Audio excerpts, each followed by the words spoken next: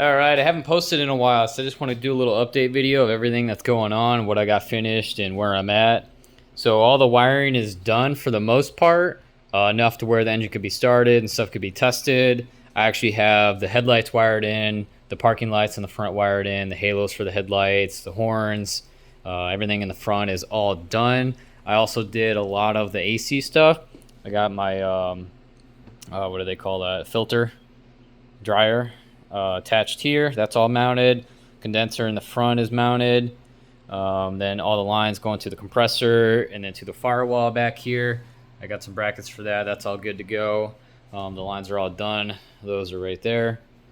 HVAC is good to go, except I have to make an angled bracket to be able to connect to those fittings down at the bottom. It's either that or I cut out the firewall and extend it, and I don't want to do that. So I got a bracket on that. Wiring for the interior harness is basically done. Everything is just kind of laid out here for when I go to test, and then I'll wrap everything up. I do have to run some wires to the back still for like the defroster for the rear glass, and then the backup camera, which I'm not sure if I'm going to use, or if I am, I just don't know where I want to put it at yet.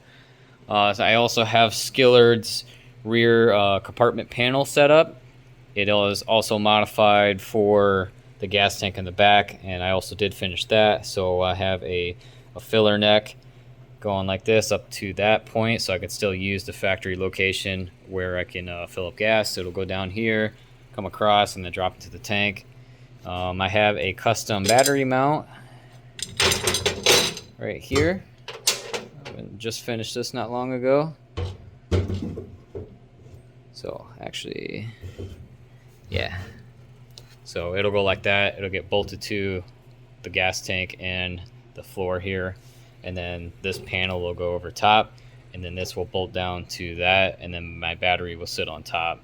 Also have the wires for the battery ran from front to back. Those will come up right here, and then they'll go to the side of the battery, and we'll just leave the top with the caps.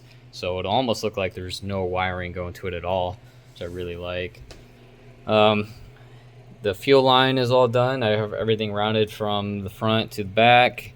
So it'll come off of here, and then it'll go over to a filter, and then it'll go through here, down the bottom, and then all the way out to the front of the engine. So that's all done, ready to go. I also have my touchless sensors mounted. You can see right there. So all you have to do is go up, touch that, opens the door for you. That's the theory, at least. I still have to connect the wiring to make sure that actually works and I get a signal when I touch it. And then depending on the material of the emblem that I use may dictate whether that works or not. So it'll be trial and error for sure. I don't know if it'll work. When the emblem is sitting over top of this, you can't even tell that that's there. So really, really cool. I like that. So one other thing I forgot to mention that I want to point out, there's been like a bunch of different small stuff that I've done, you know, in this car, but I added a switch on the bottom here